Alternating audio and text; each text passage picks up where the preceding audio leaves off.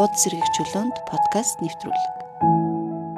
За бүгдд нь энэ өдрийн мэнд хүргэе. Болор содрог хэвлэлийн газраас бэлтгэн хүргэдэг Хуудас сэргийгчүүлэнд подкаст нэвтрүүлгийн маань шинэ дугаар эхэлж байна. За бид энэ дугаартаа уран зохиолын ном өмнө нь гол ярьжсэн бол энэ удаа харин нэгэн удаа баримтат буюу одоо дурсамж, намтар дурсамж гэж хэлж болох бах тийм ээ. Виктор Франкл гэдэг Австрийн сэтгэл зүйчийн амьдралын утга учирыг бидэрхүй гэдэг дэлхийд дахиад маш олон сая хувьд орлогдсон. Хүн болгон баг одоо нэрийг нь заавал сонссон байдаг ч юм уу тий. Уншсан байдаг ийм нэг алдартай гэж болох номын тухай ярилцахаар сонгоод байна. За манай энэ дугаарын зочноор Болор содрог хэвлэлийн газрын орчуулагч редактор Сумья маань оролцож байна. За Сумьядаа энэ өдрийн мэнд хүргэе. Өнөөдрийн мэнд хүргэе. Өрсөн баярлалаа. За Виктор Франклийн амьдралын утга учирыг бидэрхүй гэдэг ном бол манай хэвлэлийн газраас 2022 онд гарсан тийм ээ. Орчуулагч Бат Тогтхын хөрвүүлгээр гарсан ийм ном байгаа. Сумья энэ номыг ер нь яагаад сонгож унших болсон бэ? Тэгэд мөн номынхоо тухай одоо сэтгэлээ яриад хоёлаа явчих тийм ээ. Энэ номыг болохоор бас одоо энэ тэндээс одоо агуулгыг уншижсэн харжсэн. Тэгээд ийм одоо хамгийн сод төрөлүүдийн нэг хамгийн чухал бүтээлүүдийн нэг одоо сэтгэл судлалын сонгодог одоо бүтээлүүдийн тоонд яа харахгүй ч гэсэн. Тэгээд нэлээд нэртэй бүтээл. Тэгээд энийг одоо хавцын нараал нэг хэсэг явсан. Яа тэгэхээр одоо энийг угаасаа хүмүүс уншихаас дандаа зүрхшээдэг нөө.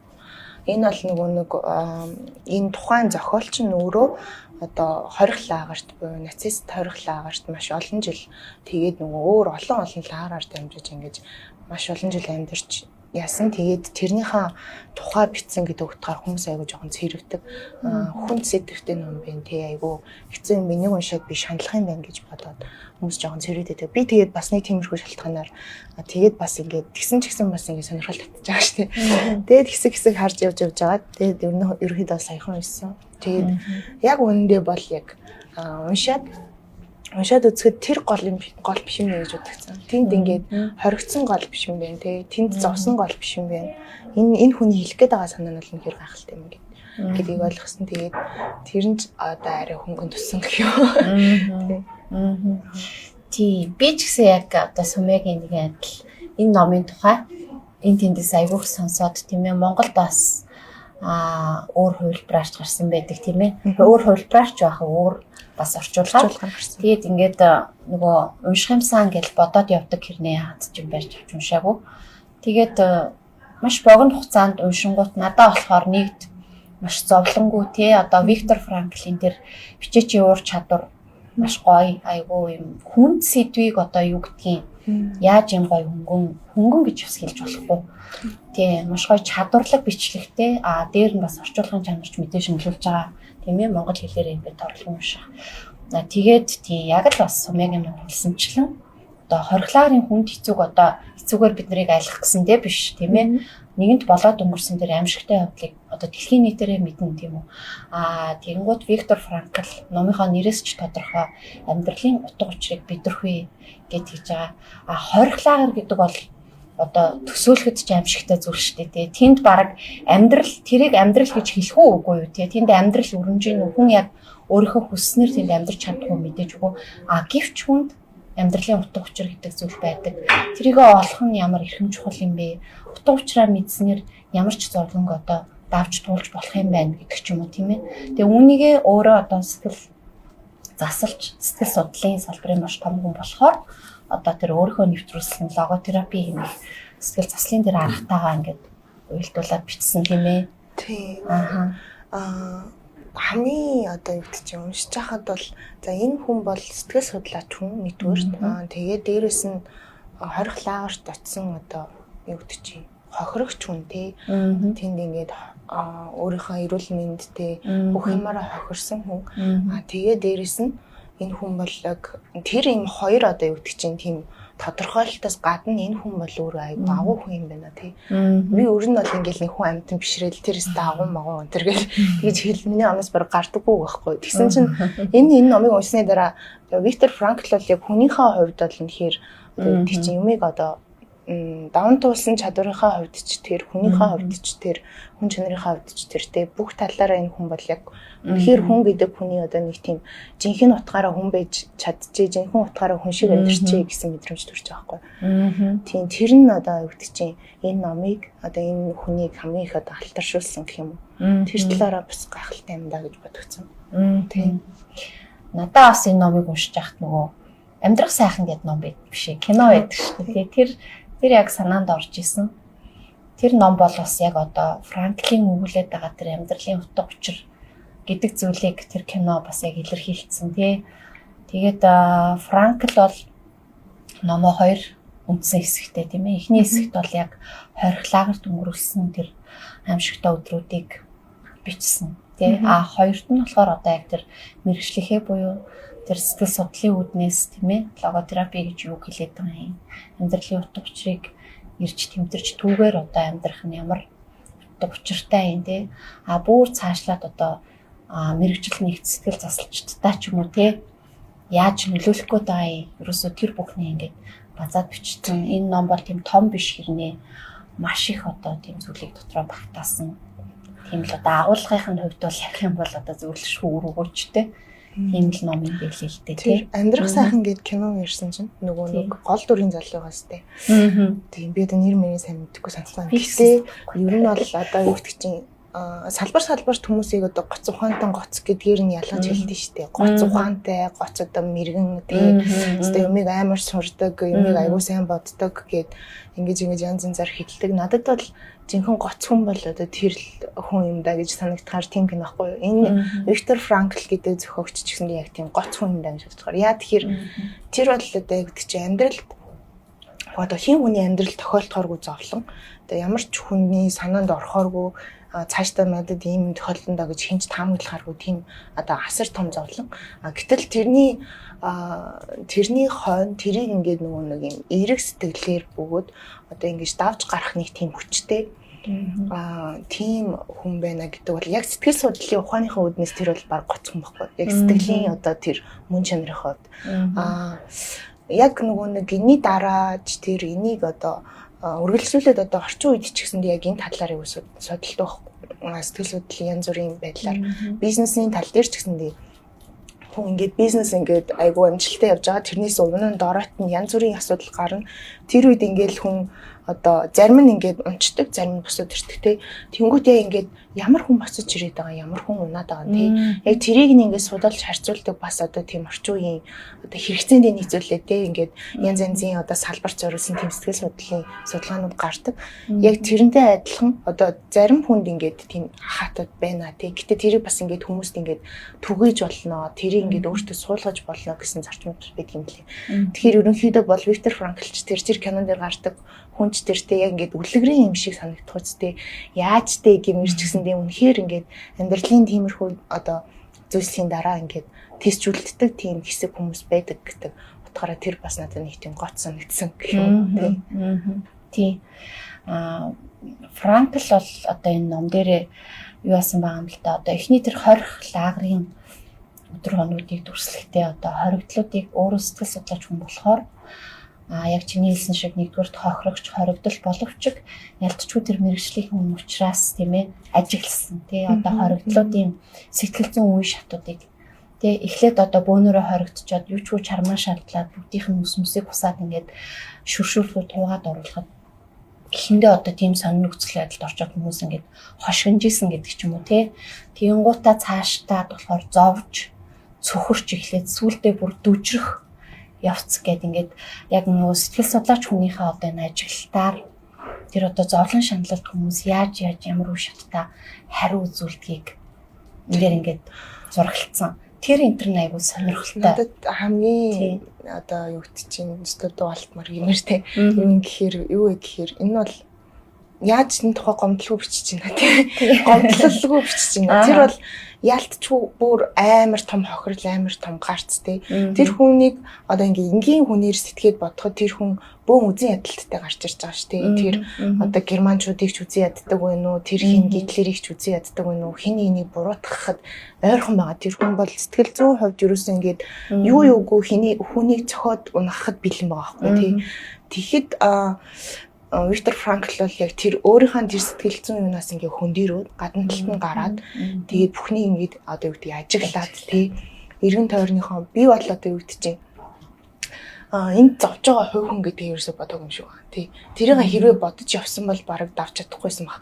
Би бол энд зовж байгаа хувь хүн гэж бодхоос илүү би бол энэ хүмүүсийг ажиглах үүрэгтэй би бол сэтгэл судлаач хүн тий. Би энэ хүмүүсийн талаар ингээд дараа нь хүмүүст одоо юу гэдэг чинь үлдээх хэвээр тийм үүрэгтэй хүн гэдэг хумсартайгаар ч юм уу хумсаргүйгээр ч юм уу тэр хүн мэдэрсэн юм шиг байна. Тэр тулдаа одоо тийм зүйл одоо өөртөө зорилго ч юм уу бас нэг өөрийнх нь одоо юу байгаа шүү дээ тий.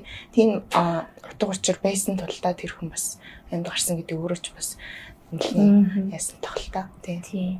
Сая бас би ингээд төгсгөлийн нэрвүүлээ явжсэн чинь төгсгөлийн үг дээрээ тэгж байгаа юм л та. Хороод үл дэлхий ер нь одоо тий нэг тийм буруу тишээ яваад байна. Яагаад тэгэхээр одоо нөгөө амжилтанд тэмүүлсэн маш юм хурдцтай цаг үе байгаа болохоор амжилттай яваа. Эсвэл ямар нэгэн байдлаар амжилт гаргах боломжтой, хөдөлмөрлөх боломжтой одоо ирээдүйн урд байгаа залуу хүмүүс, амжилттай хүмүүсийг илүү чухал авч үзээд тэгэнгүүт одоо алдаа, оноо, туулсан амьдрал, туршлага бүх юм нь ард нь цаг хугацаанд хадгалагдаад үлдсэн өтөл хөвгчүүдийг ингээд үл хайхардаг ийм нийгэм болчихжээ. Энэ бол буруу юм тий. Яагаад гэвэл ингэснээр одоо нэг хүний одоо үнэт чанар тэгээд энэ амжилтын төлөв тэмүүлэл хоёрын ийм зааг ялгаа бүрдснээс аягүй буруу зүйл рүү яваад байна тий. Тэнгүүт аливаа ямиг даван туулсан бүр маш хэцүү яг Франкл шиг өөршгөн мөн өөртөө найдалтгаж болох одоо тэр хэцүү бэрх Холокостын өдрүүдийг даван туулсан хүмүүсийг тий хүмүүс шиг ийм хүмүүс бол цөөнх байдаг. Зовлонг давж гараад ирээдүг харж чаддаг хүмүүс цөөнх байдаг. Хичнээн цөөнх байсан ч бид нэр цөөнхийн талд ерөөсөө байх ёстой юм. Тий. Тэгээ ийм хүмүүсийг одоо зарим талаар гигантнүүд ч гэж ярьдаг одоо тийм хүмүүс яг шашинлаг утгаар нь биш. Маш одоо юу гэдгийг үнэхээр тийм үнэмлэхүү оюун ухааны ухамсарын одоо тийм хүн чанарын хувьд одоо тийм өндөр төлөвшөл суртахуунтай хүмүүсийг хэлж гин л гэж би ойлгосон л доо. Тийм хүмүүсийнхээ талд бид нар байх ёстой юм аа. Тэгжээч хүн төрөлхтөн одоо юу гэдгийг зөв замаар явах ёстой гэсэн ийм санаа байна л л дээ. Тэр нь надад нөгөө талаар бас ингээд уншаад байж хат нь одоо нөгөө буддийн сургаалтай бас төстэй зөвлөж болмоор ч юм шиг. Зовлон үнэн зовлонгийн шалтгаан үнэндээ тэгээ ингээд зовлон гэтлээд ингэж явах ёстой.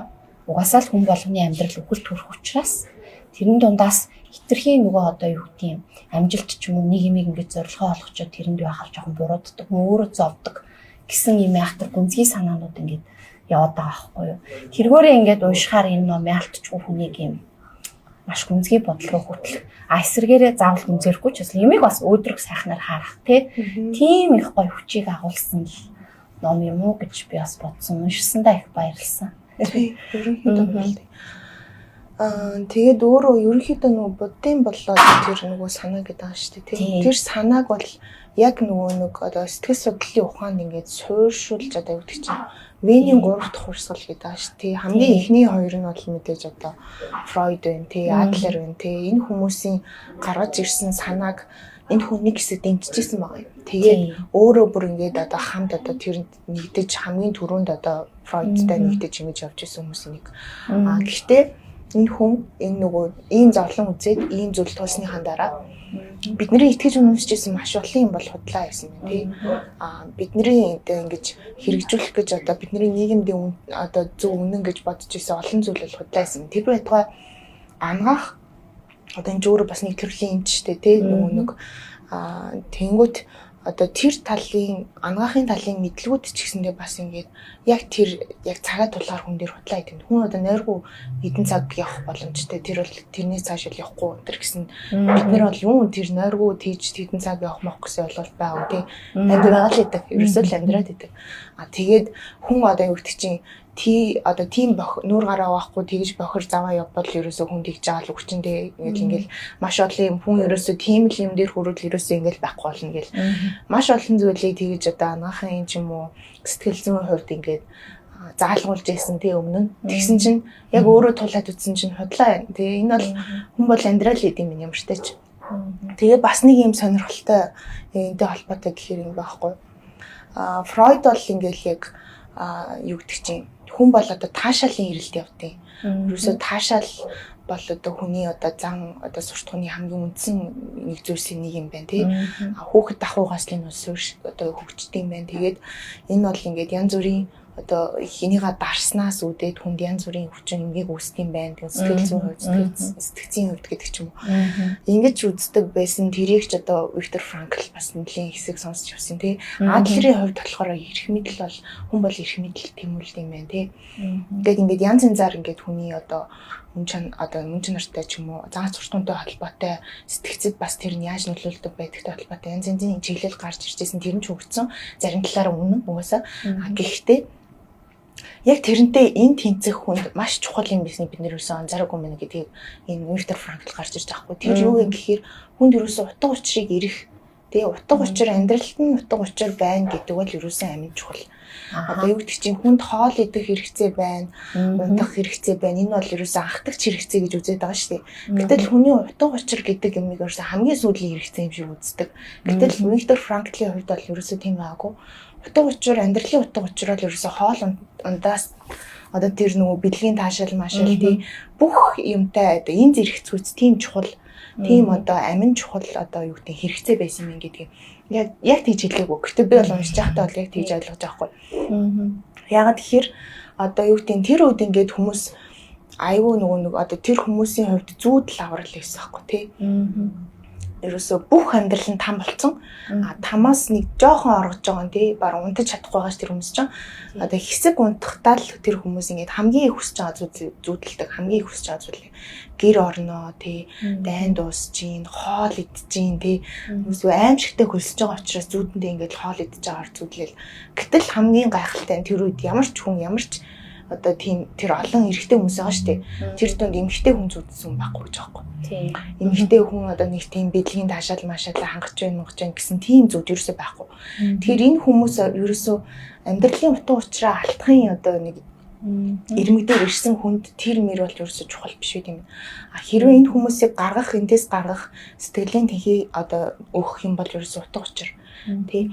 Энд хүмүүс ингээд өгчдөг байсан гэж аахгүй шууд л ингээд одоо тор морноос нь барьж чаал зүгтэл тий тэр нөгөө тогтой тогон цохиулал хүчин эсвэл ингээд нөгөө амиа орлоход ингээд хүзүүндээ нэг л одоо осоо хийсэн бол тэрийг тэд нар болох ирэх байхгүй нөгөө хөхгээд шийдсэн хүний одоо ингээд саад хийхийг тэнд ус зөвшөөрдөггүй тийм учраас олсонд хүзүүгээ ингээд хийхээс өмнө Адлерны Франкл яах ёстой гэхээр нөлөөлөх ёстой.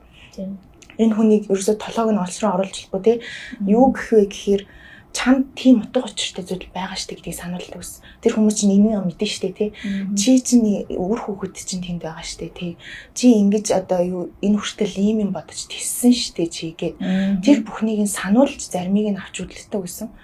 Тэгээд ерөнхийдөө бол ингээд бас ингээд тэр олон хүмүүс дунд амархан одоо юу гэдэг чинь тэр сэтгэлийн тэнхээгээ алдаад одоо хүмүүс ингэ бодож байгаа хгүй юм чирэгтэй ингээл айгуу том биетэй хүмүүс одоо амьдулдчих юм байна да гэдэг ч юм уу тийм барагцаа эхлээд төрдөг гэсэн чинь сүүл рүүгээ ерөөсөө тэр биеийн одоо ямар том байна уу жижиг байна уу айгуу дархлаа сайтай байна уу муу байна уу хамаа байхгүй хамгийн гол нь тэр хүмүүст итгэл найдвар байгаа цагт ерөөсөө амьд байгаа юм хамгийн гол нь одоо юу гэдэг чинь би султай ч юм уу угаасаа юм нөгөө эрх тань хөсцөө одоо тийм зөндөө олон тийм хүмүүс байгаа шүү дээ насаараа зодлон үзээгүй айгуу тийм дээд язгууртай одоо тийм хүмүүс зөндөө олон ирсэн тэр хүмүүст орхноо үг багтаагч үхээгүй айгуу үзсэн гэж аахгүй яагаад вэ гэхээр тэр хүн дотгошоогоо ингээд бодит байдлаас эргээд дотгошоогоо зогтож чаддаг тийм чадвартай одоо юу гэдэг чинь одоо өөрийнхөө төсөөлөл, өөрийнхөө мэдрэмж, өөрийнхөө итгэл үнэмшил дотор ингэж амьдрах чадвартай гадна одоо тэр үлдэгдэж байгаа зүйлсээс хамааралгүйгээр тийм учраас тэр хүмүүс амьд байгаа юм гэж өөрөө бас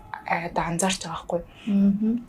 Тийм одоо хүчин зүйлсүүд байна. Тэгээд яг ингэж тооцоолол за энэ маань маргааш их хүндээ гэвэл яг явдаг. Тэрийг одоо юугаар тооцоолж ирнэ гэхээр ерөөсөө сэтгэл зүйн байдлаар нь тийм. Энэ хүн би төвчгүй байна гэд нэг л бодох юм бол тэгэл байхгүй болдог гэж байгаа байхгүй. Ямар ч одоо юу гэдэг чинь чи гайг байгаа штэ чиний бие тэнхээтэй байгаа штэ гэж одоо тэгэж бодохын шаардлага байхгүй. Одоо юу гэдэг чинь итгэл үнэмшлээсээ болоод тэр нь ингээд нуурж унах үед л ерөөсөө тэр хүмүүсийн бүх юм дуустдаг байсан гэдгийг бас өөрөө маш их анзаарч бичсэн байна. Тэгээд бас сонсон кейсүүд байгаа даа тийм. Дотор нь айгүй олон гоё кейсүүд өөрийнхөө ажиглалт тийм хүмүүстэй яаж харьцаж байсан тийм.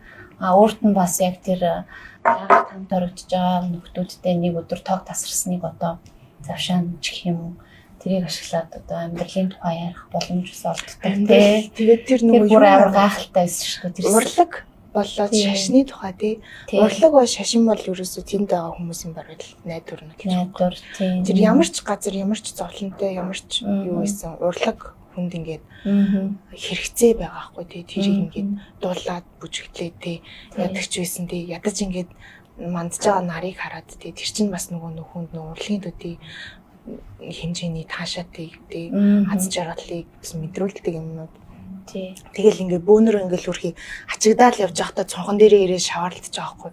Тэнгүү тэрүүгээр чинь байгаль гэдэг чинь өөрөө бас л нэг тийм юу штэ тий. Тэнгүү тэрэн дээр ингээд бүгдээрээ сайхан юм олж харах гал.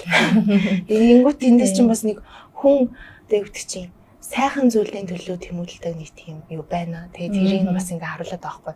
Тэнгүү шашинг бас ингээ шашин бол юм тийм гэдэг. Тэр хүмүүс бас ингээ шашинд болоод бурханд тий янз бүрийн зүйл бас итгэснийхаа хүч нь бас энд явж байгаа хүмүүс ч тийм донд маш олон байсан.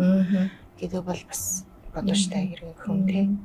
Ерөөсөө л хүний одоо итгэл найдвар яг юм одоо бодит ах уу юу гэдгийг өмсөх хувцас идэх хоол одоо юу гэдгийг өөрөө өөрийнхөө гадаад эрхчлөнөөс гадна хүн дотроо тий доторх тэр хүчин зүйлүүд нь хэр хүчтэй бат бөх тийм байна. Тэр чинь нэгэрэл хүн ерөөсөө одоо амьдрах чадвар нь бие махбодын юунаас үл шалтгаалan байдгийн байна гэдгийг л их олон талаас нь эргцүүлж гисэн. Тэнгуут яг одоо Франклин тэр юг жоохон задлаад ярил л да. Франкл өөрөө дийчилсэн шүү дээ. Амьдралын утга учир гэдэг зүйлийг одоо юу байхыг тодорхойлсон тий. Одоо ажил хөдөлмөр гэж байгаа байхгүй. Тэр нь удаа онцгой ач холбогдолтой зүйл юу бас юу хамаагүй биш те. Хайр сэтгэл буюу одоо бусдыг хайрлаж халамжлах. Тэгээд хүнд бэрхийг даван туулахын зориг төвчээр. Энэ гурав бол тэр амьдралын утга учир бий болох гол гурван зүйлээ гэж ингэж үзсэн. Тэнгууд үүнийхээ эсрэг бас одоо яг эсрэгцүүлээд зориуд ярьчил та. Эмгэнлийн одоо гурвал гэд бас юу яаж байгаа байхгүй. Тэр нь юу байдаг вэ гэхээр өвчин, гин буруу, үхэл энэ гурав гэж байгаа байхгүй. Тэгэхээр эхний гурыг одоо өөртөө бий болгосон хүн одоо эмгэнлийн гурвалд одоо хүртэх, тэрэнд автах юм уу? Тих одоо юугүй. Эмгэнлийн гурвалд өртлөөж одоо гарах одоо тийм чадвартай буюу амьдралд ямар ч зовлон тохиолдсон тисэж гарах тийм хат чадвар байдсан байх гэж энэ номыг уншихаар яг энэ 3 зүйлийг ингээд бас сүргүүлж харж болмоор санагдаж байгаа байхгүй юу. Тэгээд ингэж байгаа юм хүмүүс яадаг вэ гэхээр өвчин давтсан, гин буруу давтсан, үхэлтэй үрэлтхэн зайлшгүй мөртлөө энэ бүхнээс эсрэгээр одоо өөдрөг хийвэр үлдэхийг тэмцдэг нь болохоор бас жоохон буруу юм тий. Ингэснээр одоо эмгэнэлт өөдрөг үзэл гэж юм би болдог гэдэг сэтгэл судлаачийн үгнээс тайлбарласан. Тэгвэл бидний амьдралд ч гэсэн би ингээд бодсон чинь заримдаа ингээд өөрөө мэдлгүй гутардаг штэ одоо ажил бүтэхгүй би өвдөх юу гэдэг юм маш олон зүйлээс шалтгаалаад тэгэхэд зарим тохиолдолд ийм биднэрт айгүй нөхцөл байдал ийм байгаадах чинь өөдрөг зүйлийг хүчээр гаднаас өгөөдөх тохиолдол байдагтай наа чи юу ч биштэй чи ингээд яг хит ийм хийсвэрээр ингээд тулахаар өөрөө хүлэн зөвшөөрөгдөөгүй ч юм уу эсвэл юу ч гэдгийг тэр нь ерөөсө бодтой ийм арц тусламж одоо юу бол тийм болж чадахгүй байгаад байдаг. Тэрийг бас хилээд байгаа юм шиг надад санагдсан. Яг би одоо сэтгэл судлалын талаар айхтар үнцгээ мэдгүй. Гэхдээ энэ номыг ингээд уншихаар ямар ч гэсэн ингээд бас нэг гоё юм нь энэ бүхнийг энэ онлын одоо өөрийнхөө боловсруулсан логотерапи онлын трик бүр айгүй энгийнээр хүмүүст ингээд маш ойлгомжтой бичсэн их гоё байсан. Тэгэхээр ямар ч хүн ялангуяа сэтгэл зүйн асуудал, за бүр сэтгэл зүйн асуудалгүй ч бай ерөөсөө л амьдарч яваа хүн болгонд их бага одоо том жижиг асуудал үргэлж бий штэ. Тэгмэд ерөөсөө тэр хүн болгон уншаад үзэхэд ерөөсөө айгүй тийм гимгүү ном юм байна. Тийм бодол айгүй түрүү тэр нь айгүй тийм олзуурхмаар хүмүүс энийг ингээд уншаасаа ямар гоё юм бэ гэж бодогдоод байгаа байхгүй. Хит амар мэрэгжлийн үднээс ингэж одоо юу гэм баг хийсэр онлоор биш эсвэл хит шашинлагаар биш те яг өөрөө тэр бүх зовлонг туулаад даваад гарцсан энэ онлимыг боловсруулсан юм хүн учраас тэр нь айгүй гоё ойлгомжтой. Ерөөсө тэрэндээ энэ номны тийм юм байгаад шгүй үнэт чанар нь гэж би бодсон. Тийм тэнд нөгөө нэг надад нэг юм айгүй үлдсэн. Нөгөө логотерапийн тухай ярьж эхэлж байгаа нэг хэсэг дээр ингэдэг байхгүй. Одоо Виктор Франклаас өмнөх үеийн сэтгэгчид болохоор ерөнхийдөө сэтгэл зүйчид юу хийх гээдсэн бэ гэхээр буруу ажиллаад байсан юу вэ гэхээр штэ.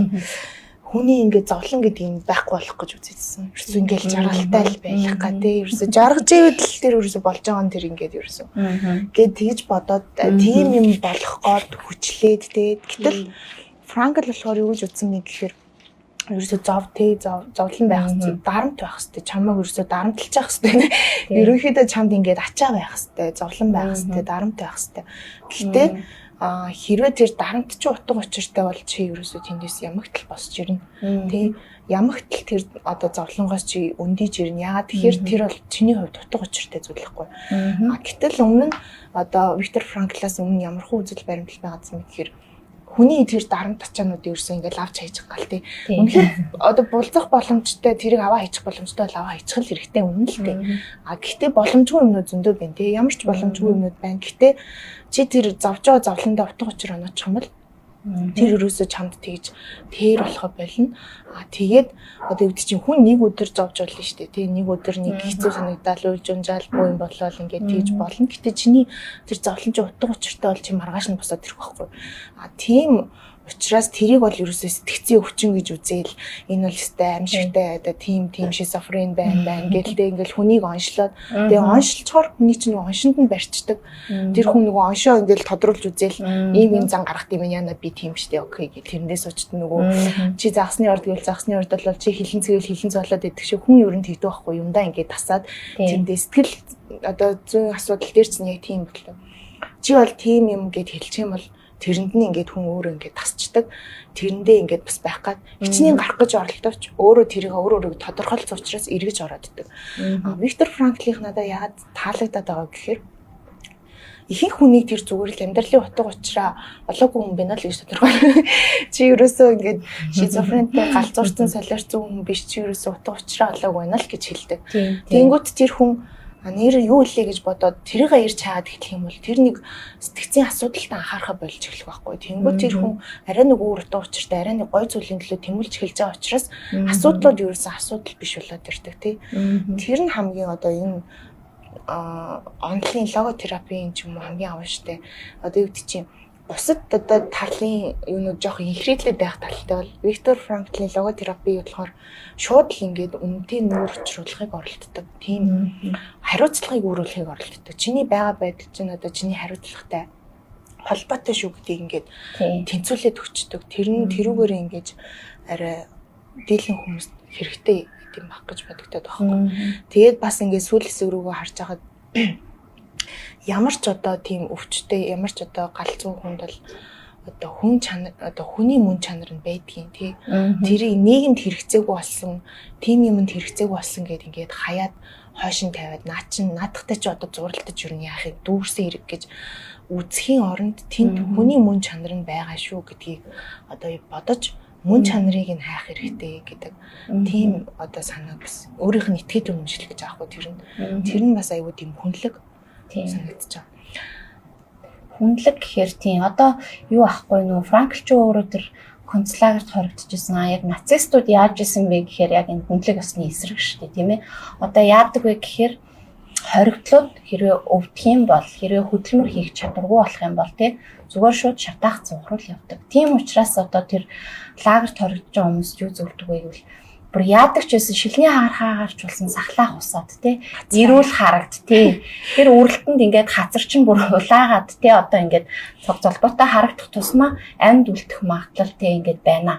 Тэр яаж исэн бэ гэхээр тэр нацистууд ерөөсөө хүнлэг осны эсрэг хүнийг зүгээр л одоо тэнд хориод өөрөө өөрсдийнхөө төлөө тэр хөдөлмөрлүүлэх зорилготой тийм үү. Тэгэнгүүт тэр хөдөлмөрийн чадваргүй одоо тийм хүмүүсийг зүгээр мал шиг ингээд заацалчихж байгаа. Тэгсэн чинь бас хийм битсэн байгаа юм л та Франкл.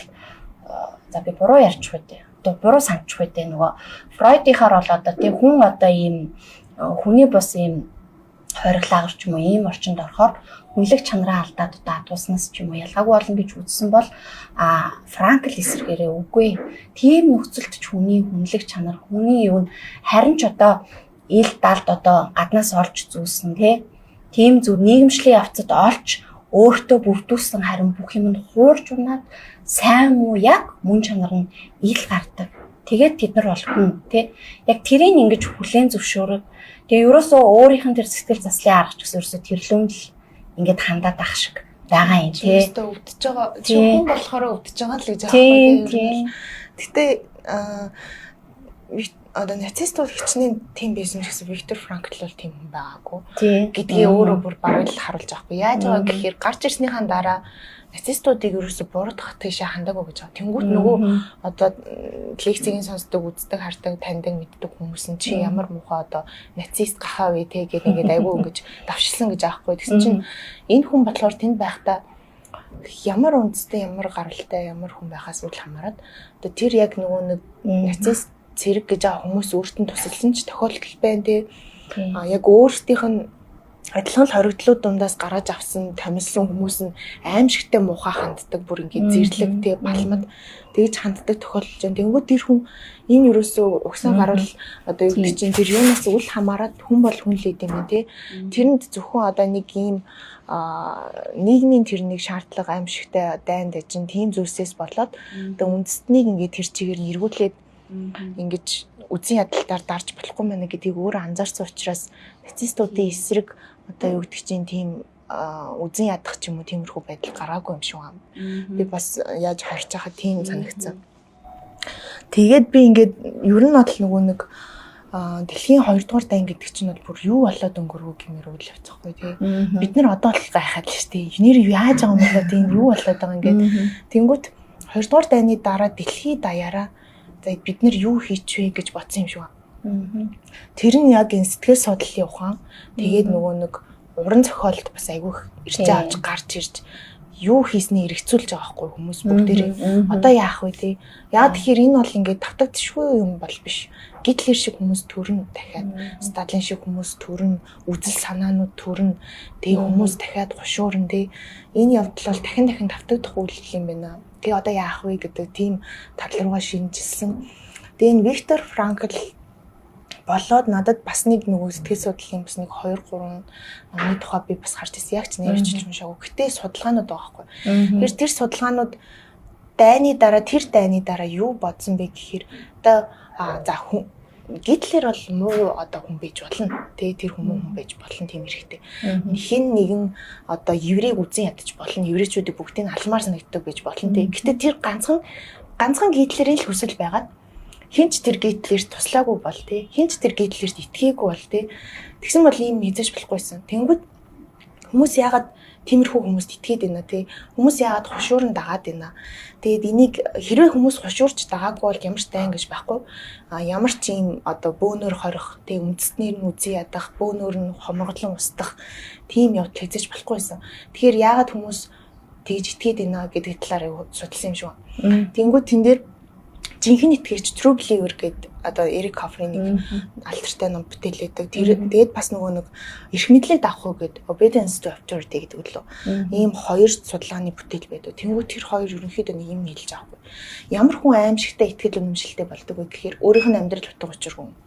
Бусдын утга учиртай гоё юм шиг ярьж байгаа үзэл санаанд автаад өөрийнхөө амьдралын одоо дорой бөгөөд хоосон орон зайг нөхөх гэж хүнд ингэж очиж наалддаг, хүний үгээр явдаг, юу ч хийхээс буцахгүй болдог. Тэр бол гайхамшигтай агуу зүйлийн төлөө тэмүүлэх хүний сэтгэл гэдэг бол үнэл гоё ихгүй. Агуу зүйлийн төлөө тэмүүлэх сэтгэл гоё. Гэхдээ өөрийнх нь биш байгаа байхгүй. Хүнийх байгаа байхгүй. Тэрийг анзаарахгүй.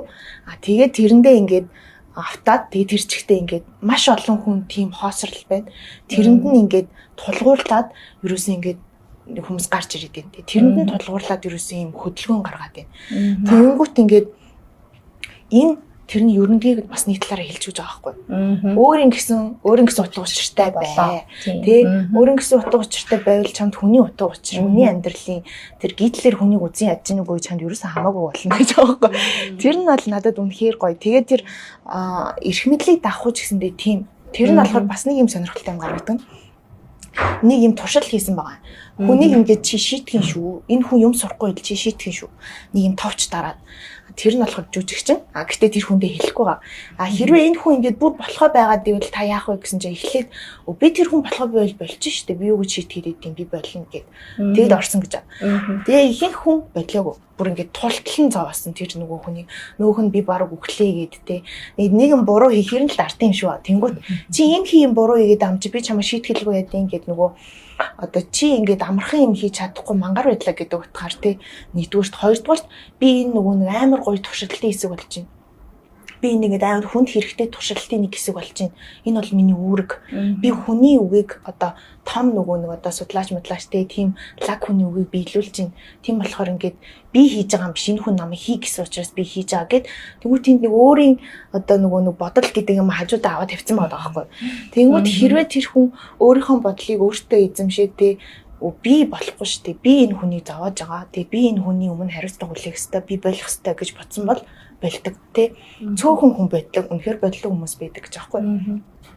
Тэгэхээр юу гэдэг чинь 2 дугаар дайны дараахын эргэцүүлэл бол бүр ингээд яг бүх салбарт ингээд жигд тархаж байгаа хгүй тий. Философи байна уу, утга зохиол байна уу, сэтгэл судлал байна уу. Утга зохиол төр чинь утга зохиол төр хамгийн одоо бас нэг одоо сэтгэлд хүрдэг бүтээл Селлинжерийн нөгөө нэсүү өгүүлэлэг дээр 2 өгүүлэлэг байдаг шүү дээ. Одоо гадил цагаас агнахад яг тохирсон өдөр гэдэг манад 2 янзын орчуулга байгаа. Тэгээд нөгөө эсмэд хайртай цутруу ахугаас гэдэг 2 өгүүлэлэг. Хоёулаа яг дайны одоо дайнд явсан цэрэг хүний тухай. Гэхдээ тэр дайнаас бүрэн бүтэн эргэж ирсэн ч бай, дахир дутуу эргэж ирсэн ч бай, ер нь хүн дайнаас бүтэн ирнэ гэж байдгүй юм байна гэдэг тэр зохиолууд аягүй харуулдаг.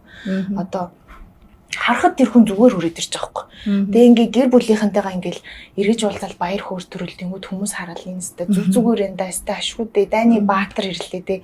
Тэгэл дайнд баатар гэж байхгүй. Дайнаас юусоо сэтгцийн маш их асуудалтай хүмүүс л эргэж ирдэг. Тэрийг бол ингээд Америк даяараа бусад бүх орн даяараа мэдэрсэн байдаг. Тэгээд дайны дараа одоо тийм post traumatic stress disorder гэдэг гэмтлийн дараах стрессийн эмгэг гэдэг эмгэгийг бүр ингээ яг тодруулж энэ бол эмгэг байна гэж бичсэн гэж. Яа тэгэхээр хүнд аимшигтай явдал тохиолдсны дараа хүн яалтчгүй тэрийг даван туулах гэж маш удаан жилийн турш зовдөг, тарчилдаг. Энэ бол дайнаас үүдэлтэй цэргүүдэд ерөөсө бүгдд нь тийм зүйл байдаг. Тэрийг нууж даардаг. Зарим нь тэрийг эмчлэхэд одоо хүнд эрэгтэй хүмүүс гэдэг тэр чинь бүгдээрээ хүнд ерөөсөө ингэж дэлгэж хэлэхгүй ерөөсөө архиар ч юм уу те янз бүрийн ингэ буруу юмар дараад тэр нь өөрөө нийгмийн асуудал болчдөг. Тэр чинь гэр бүлтэй нөлөөлж байгаа. Эргээд нийгэмдээ нөлөөлж байгаа. Тэгээд тэрний дараагийн хүүхдүүдэд нөлөөлж байгаа гэд ерөөсөө дайн бол ерөөсөө ингэ хор тавтар тий ерөнхийдөө дэлхийд ингээд бүх одоо юу ингээд аажиндаа ингээд тархаал гэдэг нэг тийм он цаг өнгөрсөн ч гэсэн ялгаа байхгүй тий. Тэгээд ингээд хамгийн амар нь тэр нөгөө post traumatic stress disorder гэдэг шинж тэмдгүүд нь ерөөс тийм хурдан арилждаг юм л да. Дайны дараах 50 жилийн дараа болж байгаа тэр одоо нөгөө ингээд тэмдэглэн штэ тий хэдэн жилийн аймаа тэр гээд тэнгууд нөөхөн сэдэрдэг гэж аахгүй хүмүүсийн нөгөө нэг одоо тийм дайнд явж үтсэн мэдэрсэн хүмүүсийн юмнууд нь сэдэрдэг. Тэгэхээр дайн бол ерөөсө бүх хүнийг гинтэд юм байна. Тэндээс ерөөсө бүрэн бүтэн ирдэг хүн байхгүй юм тий. Ялангуяа тэр Селлинжер өөрөө нөгөө 2 дугаар дайнд явсан шүү дээ. Тэгээд тэрнээсээ болоод өөрөө ингээд амар их нөгөө сэтгэлийн шарахтай одоо үүдэх чи асуудалтай ирсэн. Тэрийг бүтээлүүдтэй айгуу харуулдаг. Тэгээд одоо уран бүтээлч хүн учраас л тэгж гаргаж байгаа болохоос ш бас л тэр хүн амар байгаа шүү дээ. Тэнгүүд гайдал цагаас агнахад яг тохирсон өдөр гэдэг тэр бол ингээд тэр ингээд хүнийг дайнд яваад ирсэн дараа маш их асуудал гаргасан ярьдагтэй ихэнтэй ингээд яриад ээжтэй ярилцаал нэг одоо эхнэр нь ээжтэйг яриад нөхрөө бараг ховлол тэг ээж нь бас наад нэг юм чи яаж ийна чамайг зовоогоод ийн үү тэг юу болч ийн нөгөө эмч нартаа үзүүлсэн үү барьсан уу гэл нөгөөхөн зайлуултанд нэг наран шаарлагын газар ингээд хүүхдтэй тоглоо. Бүх юм зүгээр юм шиг хоёлаа гой гайдал цагсарыг гэд. Тэгээ нөгөө хүүхдүүд айгуу дүр гардаг. Тэгээд хүүхд гэдэг нөгөө нэг дараа ирээдүй гэдэг утгаар л гардаг л та тий. Ирээдүйгээ харахаар тэр хүн ингээд аюу шимширч байгаа шүү дээ. Миний мэдэрсэн зүйлийг энэ хүн мэдэрх үү гэж боддог ч юм уу тий. Тэгээд нэг хүүхдүүдтэй ингээд чин үнжээр маш зөөлхнөр харьцдаг. Гэхдээ хүмүүсийн дунд орохоор ингээд бүр ингээд игдүүцээд байж ядаа тий. Тэгээд амиа орлоготой хүртэл тулж байгаа байхгүй. Тэгэхээр тэр хүний сэтгцийн гэмтэл гэдэг бол хүнийг яаж одоо эвддгийг, яаж зовоодгийг, юунд эмзэглэдэг болгоод байна тий. Тэр бүгдийг айгүй ингэж одоо уран зохиолооч тэр сэтгэл судлалын ухаанаар тэр харуулсан юм шиг байна гэж бодогдод тий. Уран зохиолын өөр жишээ сумьяд юу бодогдчихсэн бэ? Би нөгөө нэг энэ дээр Франклийн номон дээр уншиж байгаа. Номон дээр ч гэжтэй би нөгөө тухайн уншиж байгаа газраас тэгсэн чинь Виктор Франкл өөрөө бас нөгөө ингээд гэр бүлээ орхиж явхаас татгалзсан юм билээ Америк руу. Яг нөгөө ингээд ачигтахаас өмнө аав ээжигээ бодсон. Тэгэхээр энэ хүн ерөнхийдөө бол ингээд тухайн үед амьд үлдэхүү гэдэг шийдвэр гаргах биш.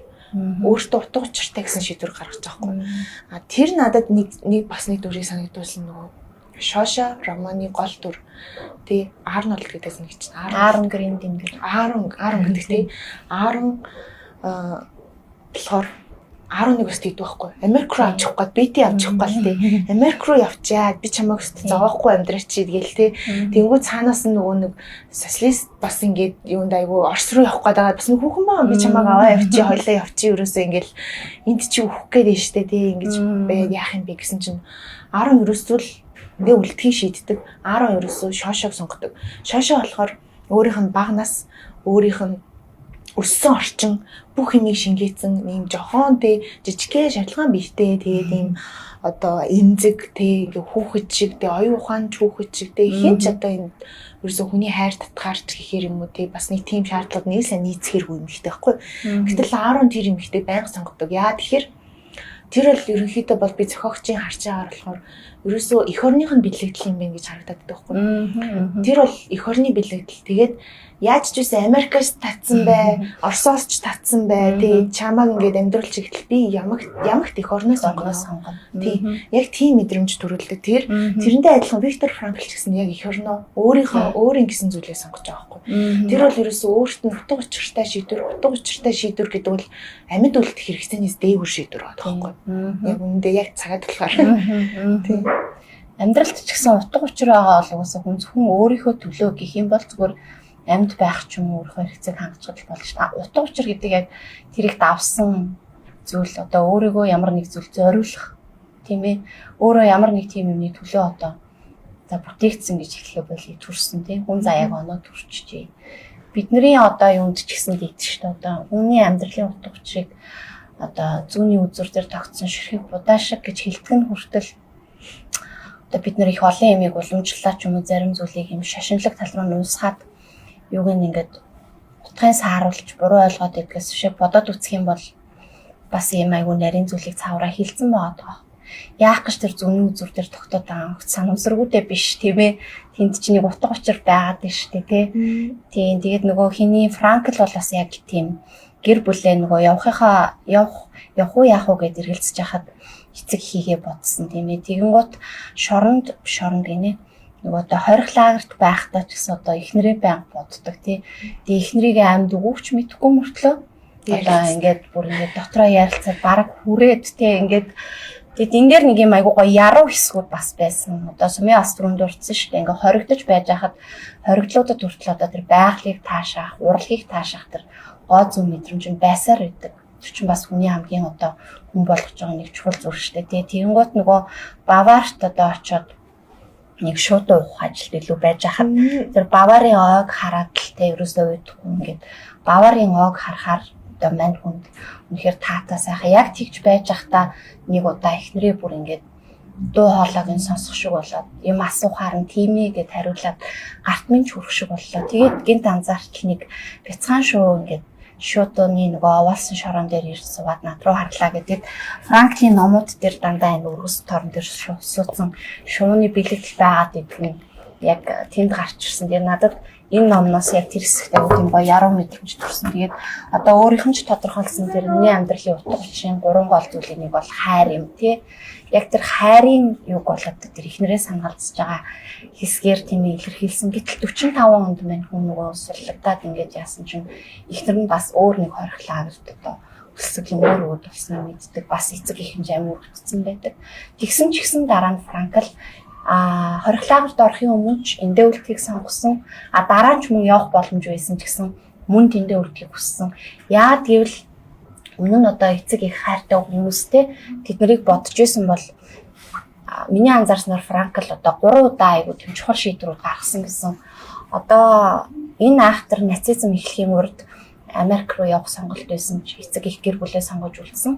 Хорихлагарт орсны дараа Франкл ч бас хүн юм чинь тий сэтгэлээр унаж гундах амиа орлмоор үед бас тохиолдсон гэж байгаа байхгүй. Тэгэхэд яагаад одоо нөгөө утга учиртай байхыг сонгосон бэ гэвэл тэнд байгаа хүмүүст тий өөрийнхөө ижил хоригдлуудад амьдралынхаа утга учирыг олоход нь туслах, үнийг даван гаргахад нь би туслах ёстой юм байна.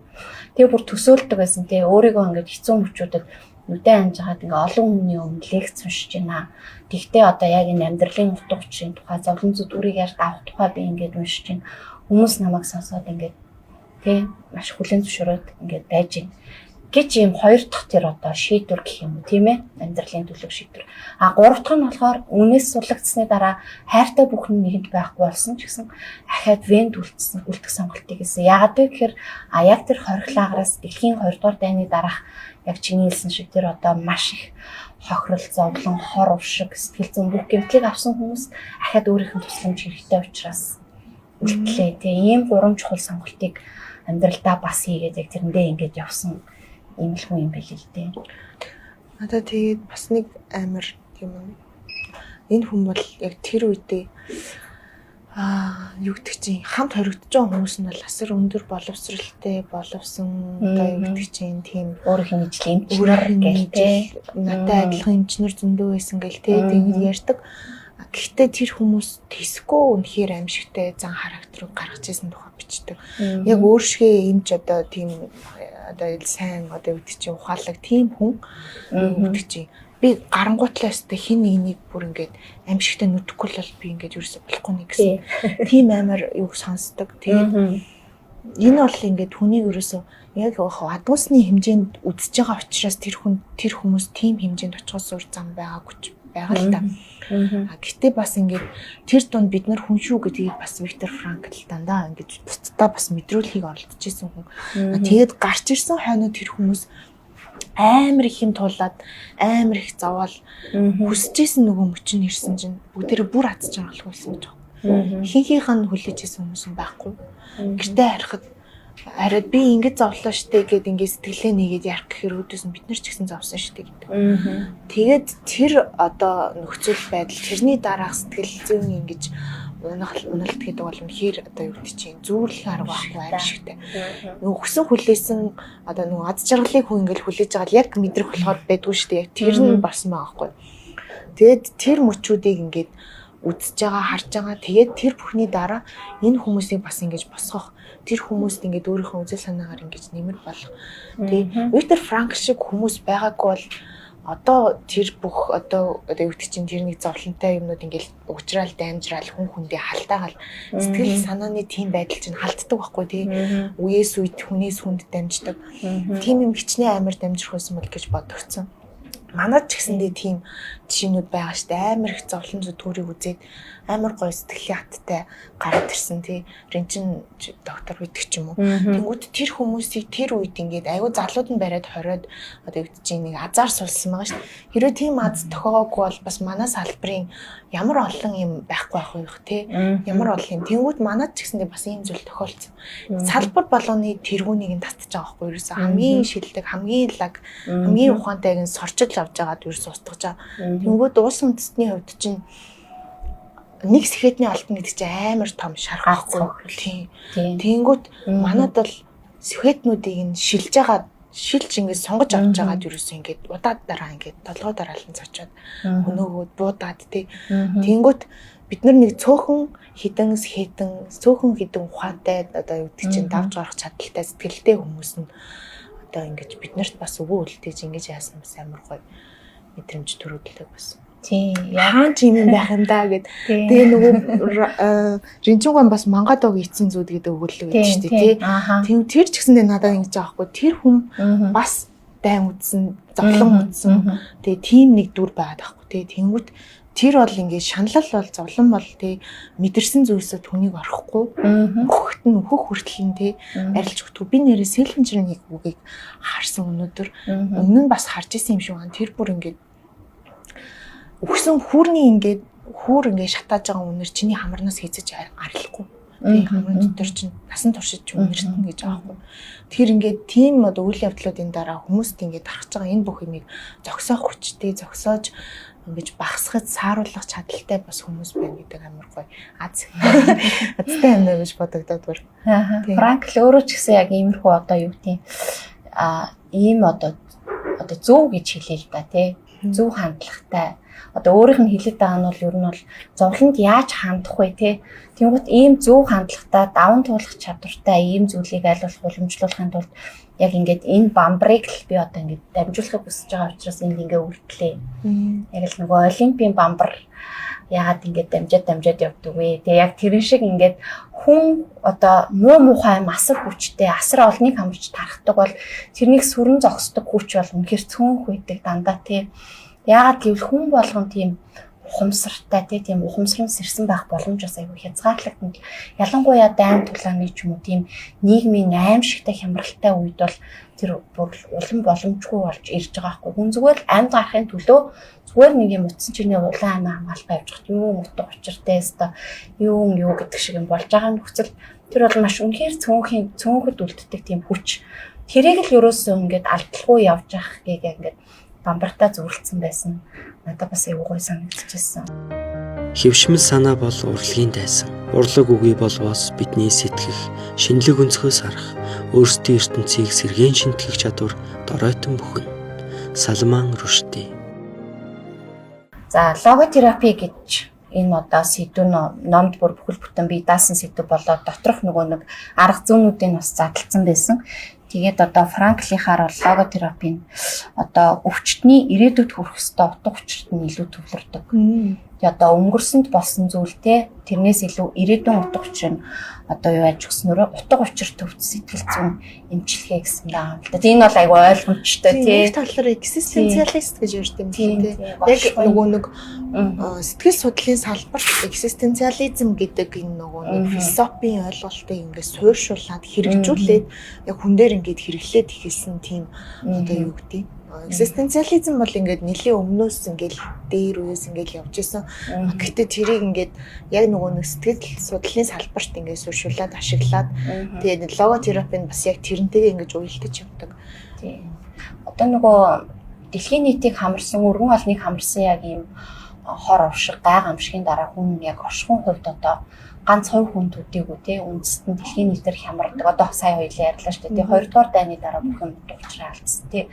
Тэр нь уран зохиолд яаж илэрсэн бэ гэхээр одоо экзистенциализмд илэрхтэй оршихуйн асуудлаа бид нар илүү нэрэн бидэрч гисэн. Тэр нь сэтгэл судлаас сэтгэл заслын салбарт ч гэсэн маш хүчтэй орж ирсэн одоо чухал гол төлөөлөгч нь одоо Франкл өөрөө тийм ээ энэ аргаа ингээд нэвтрүүлсэн юм байгаа юм билээ. Тэр надад бас нэг таалагдсан санаа логотерапи яагаад одоо ийм таалагдсан бэ гэдэг яг өөр дээрээ бодохоор өөртөө хит төвлөрөх үзэгдлийг таслан зогсоох замаар яг орчин үеийн эмгэгчин одоо нөгөө хам бенчолынх дээр ч гэсэн тэгсэн байдаг шүү дээ. Одоо нөгөө утга учиргүй давтсан тийм хит хурдцтай нийгэм донд ингэж ядартаж тамирцсан хүмүүс олон болсон тий. Цаг хугацаа хүртэл ингээд ямар ч чанаргүй хурдан болсон. Инээс олж хүмүүс тамирдаж тий зовж ийн гэж үзсэн. Яг үндс нь юу юм бэ гэхээр чинь яг тэр амжилтын нийгэм гэдэг юм чинь хүнийг зогсоож хүлээгүй шавдуулаад ахаар хүн өөрөө бол нэг амжилт гаргаж өөрийгөө мэдрэхгүй болохгүй. Үүнээс болоод ийм зовлон үүсэж байгаа тийм. Логотерапи яг тэрний эсрэг ирээдүйн утга учир төвлөрөхөөр хүнийг нэрэл арай илүү уужим хараад тийм. За би өнөөдөр зовж ин зовлонгоо хүлээн зөвшөөрөе гэсэн ч надад утга учир байгаа. Би хориглагарт байгаа. Би өнөөдөр үхэх, маргааш үхэх тийм. Би бараг цагийн дараа ч үхчих магадгүй. Тэгсэн ч гэсэн надад утга учир байгаа. Үхэл бол утга учиртай гэж бодож байхгүй яа. Энэгээр бүр айгүй юм гоё юм бэлээ. Тэгээд логос гэдэг үг нь ч гэсэн өөрөө тийм ээ утга учир гэдэг бол латин хэлний үгнээс ингэж байгаа логотерапи гэж энэ аргыг Виктор Франкл үндэслэжээ. Тэгээд одоо бас өөрийгөө тодорхойлсон байсан л да. Одоо хуучин Фройд, Адлер гэх мэт хүмүүсийг юуг бол одоо ингэж гүний сэтгэл зүй гэж үзээд тийм ээ. Би өөрөө бол одоо өндрийн сэтгэл зүйд ингэж төвлөрсөн юм аа. Тэгээд дайны дараа хориглагараас гарсны дараа ч гэсэн Виктор Франкл ингэж айгу чөлөөтэй нөгөө ихнэр нас орсны дараа католик шашинтай тийм бүсгүүтэй гэрэлсэн гэж байгаа байхгүй. Тэгээд одоо тэргээрээ бас одоо ингээд аливаа шашин соёлоор ялгарлах үзэлгүүд нь ч бас нэг талаар харуулж ийн гэдэг одоо номынхын төгсгөлд нөгөө төгсгөлийн өгсөн нэг судлаач дурдсан байлээ л дээ. Тэгэнгუთ ерөөсөө ингээд бүх юм чөлөөтэй ханддаг. Дайны дараа одоо ингээд өөрийгөө янз бүрийн спортын төрлөөр хөгжүүлэхтэй нислэг ингээд сонирхох Франкл бол одоо хүнийхээ хувьд юм гоё хүн юм те. Тэгэнгუთ мань хүн өөрөө яг би бодлоо одоо юм өндрийн сэтгэл зүг гэдэг ингээд яхаар өндөрт гарна гэдэг бол хүн дээрээс өргөн том масштабаар ямыг харж байгаа байхгүй юу? Томоор ямыг харж байгаа хүн чинь тавчтаад байхгүй шүү дээ тий. А гүний сэтгэл зүйн бол улам дотроо ингээр нөгөө жижиг гэж хэлж болохгүй дээ нөгөө зовлонлуун шархлуун төвлөрөөд ахаар тэр бас юу аах вэ? А эсвэл тэрнээс нь холдож жагаад өргөн зураглалаар харуул бас ямар аах вэ гэдэг ч юм ингээд юм сонирхолтой бодомжуудад ахиухаар хөтлөхөөр өнцгүүдтэй. Тийм гоё эсгүүд байсан. Тэгээд одоо энэ номыг уншихтаа ингээд одоо юу ч гэдэг хэрэгтэй санаануудын ч юм ингээд тэмдэглэнгуут ийм болж байгаа юм л та. Манай уншигчид ер нь тэгээд уншаад үзвэл энэ эсэн биш дээ гэж мэдэрдэг байгаад. Орчин үед угаасаа сэтгэл судлалын талаар хүмүүс аюул сонирхоод тэгээд янзаар үзэж байгаа шүү дээ бас хөрхий. Өөрөөсөө болох гээд тэгээд янзын ном судлаад янзын ойлголтуудтай танилцаад тэгээд заримд нь автаа заримнаас нь ингээл хүн дээр л гараад энэ муу юм уу энэ биш юм уу гэж үзэл. Надад бол Виктор Франклийн энэ ном бол өстэй энэ мөн биш дээ гэж мэдэрсэн. Зарим одоо номнууд бол яг нэг тийм юм тэх гээд байна уу да тий. Энэ ингэчүүл энэ хүн чинь улам ингэч юм шүү дээ гэж нэг жоохон эргэлзээ төрөөд идэг бол Виктор Франклийн бичсэнд бол ингээд энэ чинь нэр нь болох юм биш үү гэж санагддаг тийм одоо юу гэдэг чинь уужрал тий. Нэг талаараа уужрал баггүй. Тийм болохоор бас ингээд яг тийм зүйл хайж байгаа. Тийм бүх хүмүүст бол энэ яг амьдралын утга учирыг бидрэх гэдэг юм бол яг таарна. Одоо хүн болгоны унших хэрэгтэй гэдэг одоо би тийм үгэнд нэг үнэмшдэггүй ч гэсэндээ энийг бол өстой унших хэрэгтэй. Нэг талаасаа бид нар ч одоо нөгөө ингээд маш юм хэрэглээний материалын нийгэмд амьдарч байгаа. Тэрийг дагаад ном соёлын ертөнцид хүртэл ингээд маш их сонголтыг биднэрт ингээд өгөөд байна л да. Тэр дундаас зөв юм олж уншин, яг өөртөө тохирсныг олж уншин гэдэг ч юм уу. Тэр айгуу чухал. Тэнгүүд Франклийн хувьд юугаараа айгуу юм одоо давууч гэх юм уу, бүр үнэхээр үнэн гэх юм уу баг байна вэ гэхээр өөрөө энэ зүйлийг даван туулцсан. Тэгээд давхар юм сэтгэл судлаач хүний юм юу нийлчингууд энэ дундаас үнэхээр айгуу тийм бодтой тий. Ямар нэг хоосон онлоор ч юм уу ингээгүй зөвхөн шинжлэх ухааны юу хөөгөөд ингээд байгаагүй амьдралаар баталгаажсан гэдэг юм уу. Өөрийнх нь ажилт, өөрийнх нь туршлага бусдаас ажилласан яг энэ дээр боловсрцсан юм арга ухаан тийм юм байгаад байгаа болохоор бас үнэн байгаад байгаа юм шиг надад. Тэгээд нөгөө одоо ингээд хувь хүний хөгжлийн номууд одоо сэтгэл судлалын маш олон номууд байгаа ч яг үүндээ бид нар яг алийг унших дээрээ бас айгүй хэрэгэлцдэг. Яг л чиний хэлснээр уншаад үзэхээр зарим талаараа ингээд зөвшөөрөөд заримдаа болохоор ерөөс хэрэгжиж өгөхгүй. Тэ ийм байгаа тайлбар өгөө. Тэгэхээр Франклийн болохоор илүү одоо баг юм илүү хүн рүү ингээд юм илүү хүнлэг байдлаар ач гэх юм уу. Үнэнээр соригдсон гэдгээр ч юм уу. Айгуу тийм гой санагдав. Ингээ хэрнээ яг суудаг. Чи хүн шүү гэдгийг айгуу сануулдаг. Тийм үгүй таан тий. Тэр нөгөө Франкл сүрд бас нөгөө лекц биччихсэн. Лекц орчсон оюутнуудаасаа ясэр хэлээд нэг оюутантай ярилцсан чинь ингээд амьдралын утга учирын тухай ингээд бичцгээс юм байл да. Тэгээ Франклийнхыг ингээд оюутнууд та юу бичсэн бэ гэхээр нөгөө хэлж өгөхөөсөө урдаар таалгасан юм л. Би юуны тухай бичсэн бэ гэсэн чинь нэг оюутан та бол миний амьдралын утга учир бусдад амьдралынхаа утга учирыг олоход туслах гэж бичсэн ингээд тэгсэн чинь нэрэл Франкл юм утгатай бичсэн байсан тий. Тэгэхээр Франкл бол одоо яг хав гигантэн ч юм аахтар ингээд ярихаар одоо юм шашинлаг юу руу ороо явчихдаг. Гэтэ ер нь ингээд хүмүүс дунд нийтлэг олон хүмүүс дунд бас үнэхээр тийм онцгой чанартай гээл та тийм хүмүүс байдгаа. Тэр бол цөөнх байдаг те яг өөрийнх нь хэлсэнчлэн Франкл өөрөө яг тийм цөөн хүмүүсийн нэг те. Тэгээ өөрийгөө бусдад ингээд зориулах гэдэг тийм айхтар агуу зүйлийн төлөө л ингээд төрчихсөн. Тэр нь өөрийнх нь утга учруулсан. Яг л тэрнгээрээ тийм ч амьдралыг туулаад те ингээд замнасан ийм л хүн юм билээ. Нэрээ нэг гой зүгээр санагдсан үзэх нь Франклийн номд нөгөө Достоевский одоо зохиолчд уран бүтээлч бас дурдаг. Тэгээд Достоевский айгуух гарсан. Тэгээд би уншиж байхад нөгөө Достоевский ч бас өөрөө нөгөө хааны цэцгийн үед нөгөө цөллөгддөг шүү дээ. Цөллөгтөөр явахдаа нэг хүнээс нөгөө Евангел судрыг аваад тэрэн дороо хийгээд тэр бол одоо тэр цөллөгийн өдрүүдэд Достоевскийн одоо хайн чиглүүлэг юу болд юм болсон. Тэгээд Достоевскийн зохиолуудаас ч одоо тэр нөлөө тусгал нь анзаардаг. Франкл бас энд нэг зүйлийг дурдсан байсан. Өөрөө нөгөө концлагерт хоригдохдоо нэг хувцсны халааснаас юм тасархай цаалаас тийм бүр хүнийх гэсэн чинь тэр нь бас нэг юм юудын шашны одоо юм нэг мөрөглийн хэсэг байсан гэдэг хэлдэг. Энэ хоёр интернетаас аюу зүгээр яг бодоод өнгөрөхөр аюу гоё тий. Хүн ингээд ямар нэг тэрнийг итгэл найдар утга учирыг хэрэгцүүлэх юмыг санаандгүй бас олсон. Тэрийг хадгалсаар байсан. Тэр аюу гоё. Тийм хэцүү нөхцөлд ч гэсэн тэр хүнтэй одоо юу гэдгийг шашин гэдэг бол яг маш олон одоо урсгал чиглэл араасаа гарчсан хүмүүсийн югаар ингээд илүү замбархад номлын шинжтэй болоо явцсан байдаг ч гэсэн эцсийн бүгд хүний сайн сайхны төлөө байдаг. Тэр хүний сайн сайхны төлөөг тийм сайн юм гэдэг ямар нэгэн байдлаар тэр хориглагаар хүртэл Франклд очиод ингээд нэг мөрөглийнх нь хэсэг хүртэл очиод ингээд нөлөөлсөн тэр хүнд өчүүхэн юм ч гэсэн тэр итгэл найдар болдог те өчүүхэн зүйл ч гэсэн хүнд ямар их гэм болдгийг бас тэргээр айгуу гой харуулсан. Энэ өөрийнх нь ном ч гэсэн нөгөө өөр нэртэйгээр бичиж исэн юм байлээ шүү дээ. Тэр ном бичиж явах явцад ингээд лагер руу ачигдсан. Тэгээ тэнд ингээд бүх тэр гар бичмэл нь ингээд мэдээж байхгүй болно. Тэгсэн ч гэсэн одоо Франкл энэ номынхаа санааг авч явсаар хагаад цаасны тасархай юм тентгээс олдохоор нь бичиж ингэсээр хагаад номынхоо энэ юг авч гараад хориглагаас сулгасны дараа ердөө 9 хоног бичсэн гэдэг юм бэлээ. Тийм шашинтай холбоотой нэг бодол зүгээр сая бодчихсон чинь яг бид нар ингээл шашин гэдээ яаж байгаа ч гэсэн бид нар бол одоо л мэдж байгаа одоо санаанд орж байгаа үе бол одоо энэ 2 дугаартай биднэрт хамгийн ойрхон биш үү? Хамгийн зовлонтой бөгөөд хамгийн одоо хүн төрөлхтний оюун ухаанаас арчигдаж үлдээгүй тийм хэсэг байна л да. Гэтэл бидний түүхийг мэдэхгүй маш олон он цаг хугацаа бидний одоо үзэж тулаагүй мэдэхгүй маш олон зовлон бөгөөд тэрний туулсан хүмүүсийн одоо нэг тийм юм байгаа шүү дээ. Тэнгүүд шашны тэр сургаалуудаар дамжаад тэр хүмүүсийн туулж одоо зовлонгоо туулж гарсан тэр нэг сэтгэлтэй тэр нэг одоо ухаан тэрийг ингээд шашин бас ингээд суулгаж өгсөн юм шиг.